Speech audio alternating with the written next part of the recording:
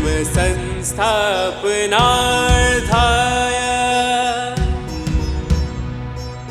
संभवामि युगे युगे संभवामि युगे युगे संभवामि युगे युगे।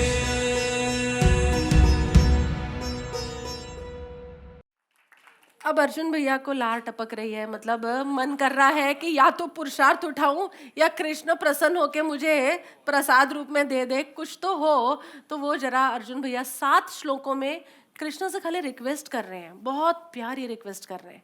ये जो विभूति सुनी है ना, 7th 8th 9th और 10th, तुम लोग थक गए होंगे, लेकिन भाई अर्जुन नहीं थके अभी तक, क्योंकि आज 18वें श्लोक में अर्जुन कहेंगे अभी और अधिक बताओ, अपनी इन विभूतियों का और अधिक वर्णन करो। देखते हैं अर्जुन की क्या भाव दशा है। आओ, बड़ा मजा आएगा। 5 बातें हैं खाली इन 7 श्लोकों में, 5 बातें हैं।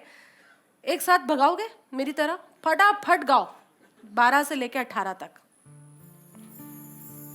परम ब्रह्म परम धाम पवित्रं परमं भवान् पुरुषं शाश्वतं दिव्यम् आदिदेवम् अजं विभुम्।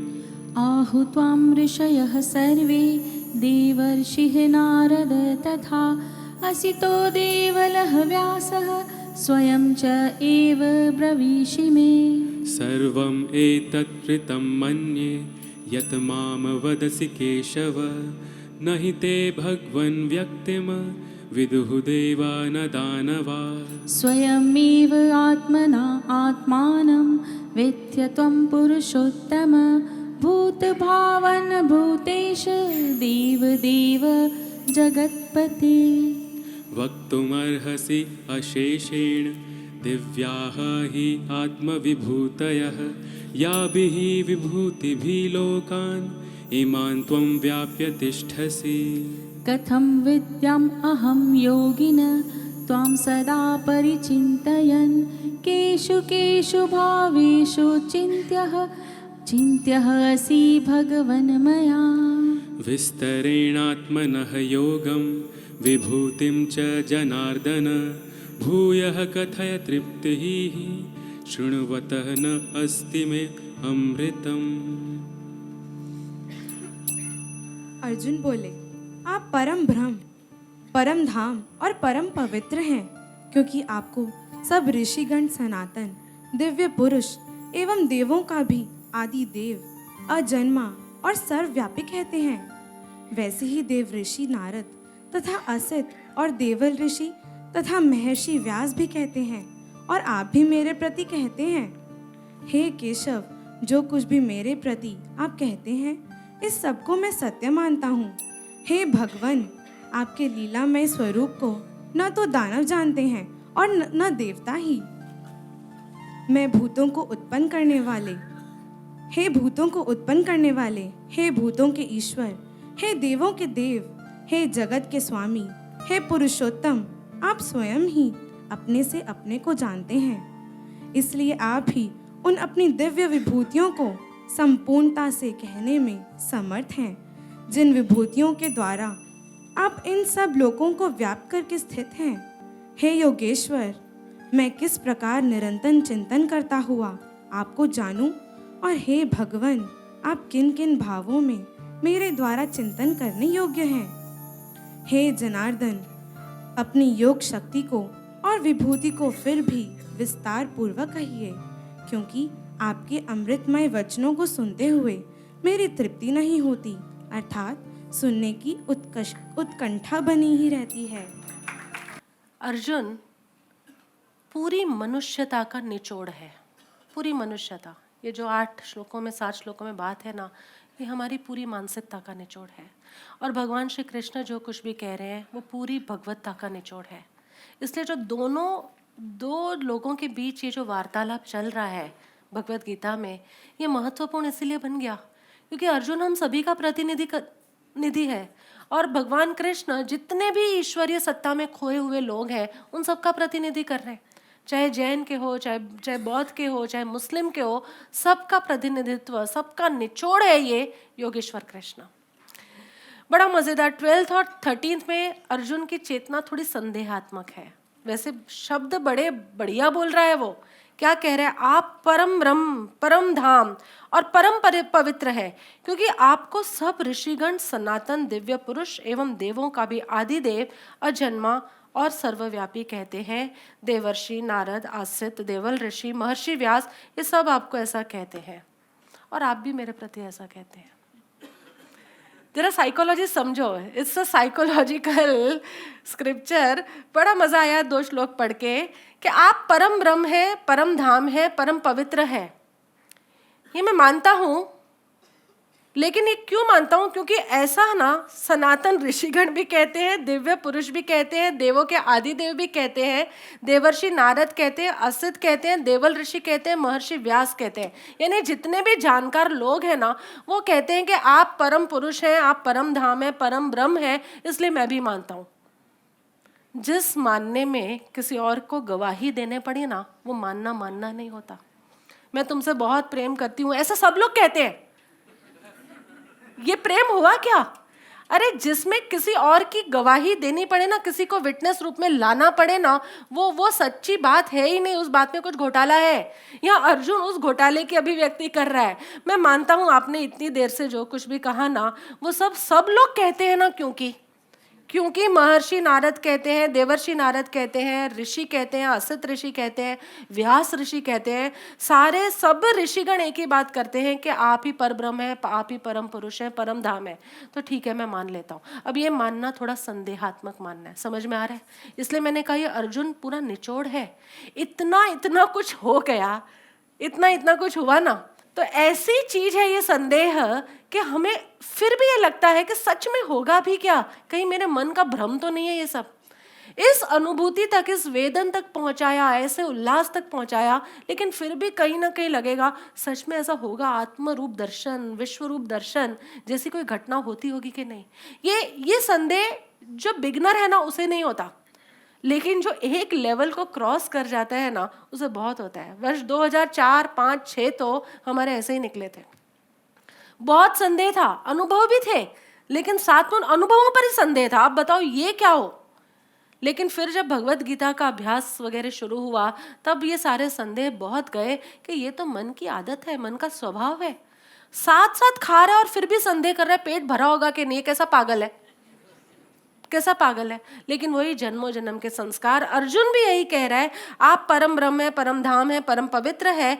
ऐसा चूंकि सब ऋषिगण कह रहे हैं, देवर्षि कह रहे हैं, असित कह रहे हैं, व्यास कह रहे हैं, और आप भी मेरे लिए कह रहे हैं, आपने भी मुझे कहा, इसलिए मैं मान लेता हूँ। ये मानने में संदेह है। हर व्यक्ति ऐसा संदेह से भरा है, क्योंकि अर्जुन हम ही है, हर व्यक्ति। लेकिन आगे जाता है तो नेक्स्ट श्लोक में थोड़ी उसकी भाषा बदलती है।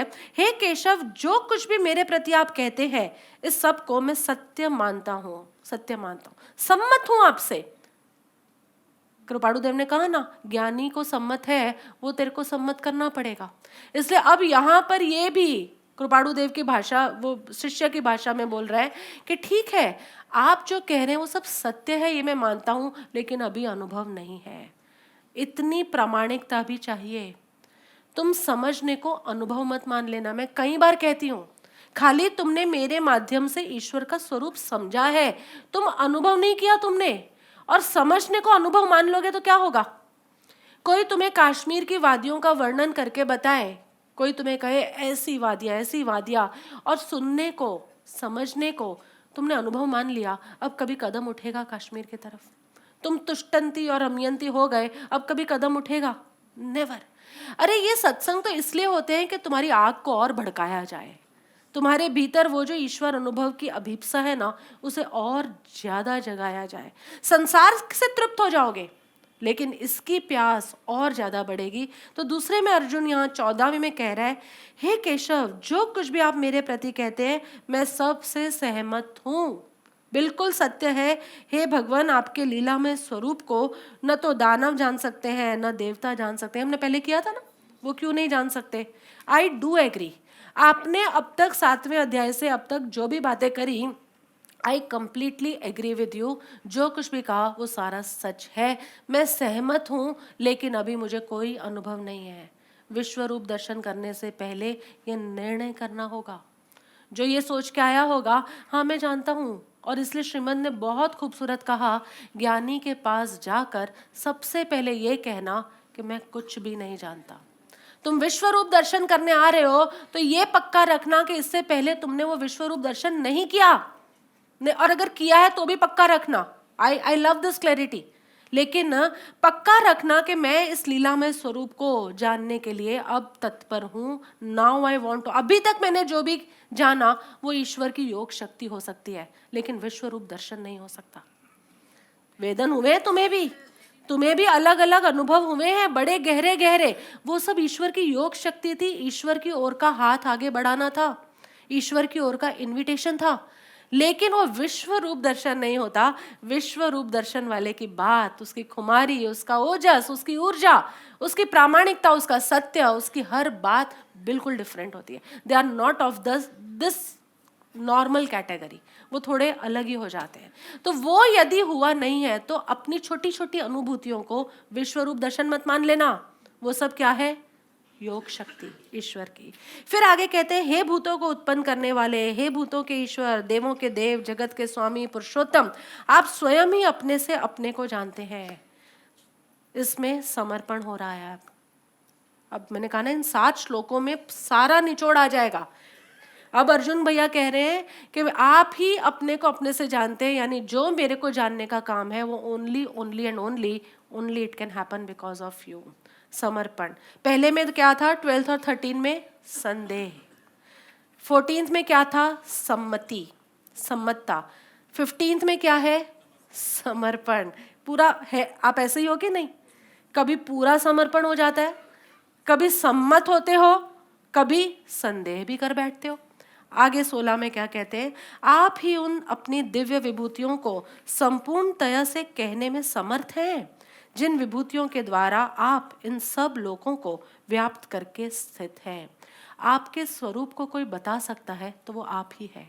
यानी आपके स्वरूप को कोई समझा रहा है, वो आप में रमण कर ही रहा है। ये मेरा निश्चय दृढ़ हो रहा है। ईश्वर के स्वरूप को हर कोई नहीं समझा सकता।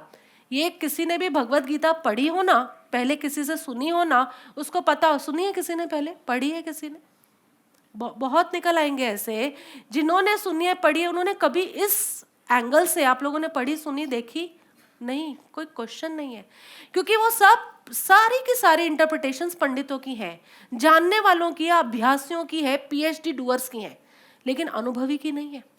पीएचडी भी कर ले, लेकिन अनुभव कुछ और ही बात होती है।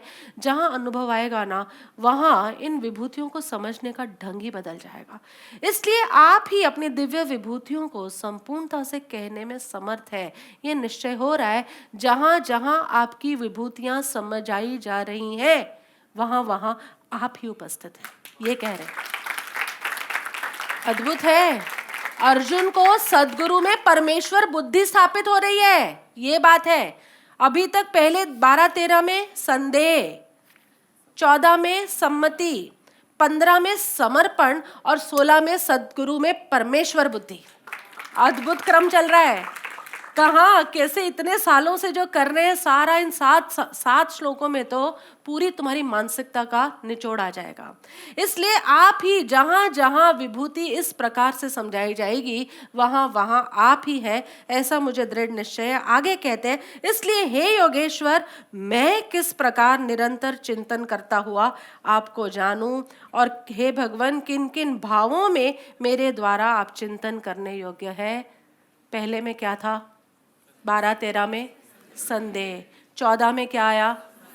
सम्मति, 15 में क्या आया? समर्पण, 16 में क्या आया? सद्गुरु में परमेश्वर बुद्धि, और 17 में आया आज्ञा की महिमा। मुझे क्या करना है अब ये बताओ। इतनी देर से तो बोल रहे हैं कृष्ण, किसके लिए बोल रहे हैं? भीष्म पितामह के लिए, दुर्योधन के लिए, युधिष्ठिर के लिए, अर्जुन के लिए ही बोल रहे हैं ना।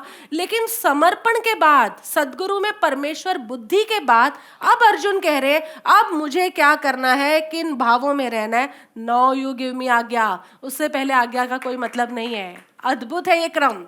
ये 7 श्लोकों में वापस देख लो एक बार। 12-13 में संदेह किस किस को हुआ है? होता है, हुआ है, होता है, दोनों। पहले भी हुआ हो, हाथ खड़ा करो, या तो जिसने हाथ नहीं खड़ा किया ना वो सो रहा है, मतलब हुआ ही होगा, होता ही है, कोई बात नहीं, क्वालिफाइड क्योंकि अर्जुन को भी हुआ है। सम्मत, हमारी सारी बातें तुम्हें सच लगती होगी लेकिन अनुभव नहीं है, क्वालिफाइड। उसके आगे समर्पण बहुतों को होगा, कोई बात नहीं, अब हाथ मत उठाओ, समर्पण वो भी बहुतों को हुआ। फिर 16 में सदगुरु में परमेश्वर बुद्धि। ये गौतम प्रभु, नीलेश प्रभु जैसे जो लोग हैं, ये मैं जानती हूँ, ये सदगुरु में परमेश्वर बुद्धि वाला जीवन जीते हैं, बिल्कुल, जो कितना भी व्यवहारिक साथ हो लेकिन परमेश्वर पना नहीं जाता। कभी हमेशा देखते हैं, डांट भी दिया ना, कभी 2-3 दिन पहले ही बहुत डांटा था, बहुत फ्राइडे लग रहा था तुम्हें, डांटा इनको, तो कभी कभी बहुत ज़्यादा डांट देती हूँ, लेकिन फिर भी डांटा ना, वो डांट के प्रति शिकायत होती है लेकिन परमेश्वर बुद्धि नहीं जाती। ये कैसा भेद ज्ञान है, अद्भुत। और जो इतना भेद भी कर पाया ना, वो इस भेद तक तो पहुँच ही जाएगा, तकलीफ ही नहीं है, क्योंकि मेन भेद तो ये करना है, उसको गुस्सा करते हुए भी देखो और उसमें सदगुरु भी देखो, ये दोनों चीज़ें साथ में देखो। जब ये भेद हो सकता है इन सब लोगों का, सारे ही वैसे हैं, पूरा राज परिवार ने तो बेचारा मेरे साथ रह ही नहीं पाता, इनको बाय चॉइस नहीं, बाय डिफॉल्ट इनको वो करना ही पड़ता है, and they are evolving that way. और तभी तुम वो पूर्ण तत्व ज्ञान, जो भेद ज्ञान है, उसका निर्णय होगा। लेकिन बात खैर अभी मेरी यहाँ आ रही है, 12-13 के अंदर संदेह सबको हुआ, अभी भी होता है। 14 के अंदर सम्मति, तुम्हें मेरी बात सच लगती है। 15 के अंदर समर्पण, तुम अपने सदगुरु के प्रति तन से, मन से, धन से, आत्मा से, सबसे समर्पित हो जाते हो। 16 में उनके अंदर परमेश्वर बुद्धि लगती है, और वो परमेश्वर बुद्धि लगने के बाद अब तुम कहते हो प्रभु मुझे क्या करना, आज्ञा दो। वंडरफुल क्रम। और उसके बाद 17 के बाद 18 में और मजेदार, हे जनार्दन अपनी योग शक्ति को और विभूति को फिर भी विस्तार पूर्वक कहिए, क्योंकि आपके अमृतमय वचनों को सुनते हुए मेरी तृप्ति नहीं होती, अर्थात सुनने की उत्कंठा बनी ही रहती है। सदगुरु के प्रति ये अंतिम बात, आकर्षण तुम्हारा बना ही रहे। आकर्षण, आज्ञा दे दी, अब अगले सत्संग से आना ही बंद कर दो। आज तो बता दिया क्या करना है, फिर क्यों आते हो? आज तो बताया 1 महीने तक यही करना है। आज्ञा मिलने के बाद भी उस पुरुष का आकर्षण ऐसा होता है कि तुम उसके आकर्षण से आजाद ही ना हो पाओ, और जहां बुलाए फटाफट भागते रहो, दौड़ते रहो। इसलिए अर्जुन भी ये कह रहा है कि आज्ञा दे दी, कोई बात नहीं, वो तो मैं करूंगा अंदर, वो तो मुझे अंदर करना है ना, लेकिन फिर भी तुम बोलना मत बंद करना। तुमने जहां बोलना बंद कर दिया ना, क्या बोलता है अर्जुन भी, कि 7 श्लोक पूरी तुम्हारी भावदशा है कि नहीं है, कि आज्ञा दोगे वो तो काम अंदर करना है ये सारा, लेकिन फिर भी तुम बोलते रहना। वो तुम लोग भक्ति गाते थे ना, चाहूं कि मैं बस पीता रहूं, और ऐसा कुछ याद है? थोड़ा बहुत गाओ ना। तुम्हारे स्नेह से मन भरता नहीं, प्यास बुझती नहीं, चाहूं कि मैं बस घूंट पीता रहूं, अभी यही और भी हो। गुरु तुम्हारे स्नेह से मन भरता नहीं, प्यास बुझती नहीं, चाहूं कि मैं बस घूंट पीता रहूं, अभी यही और भी हो। गुरु तुम्हारे स्नेह से। आज बस इतना।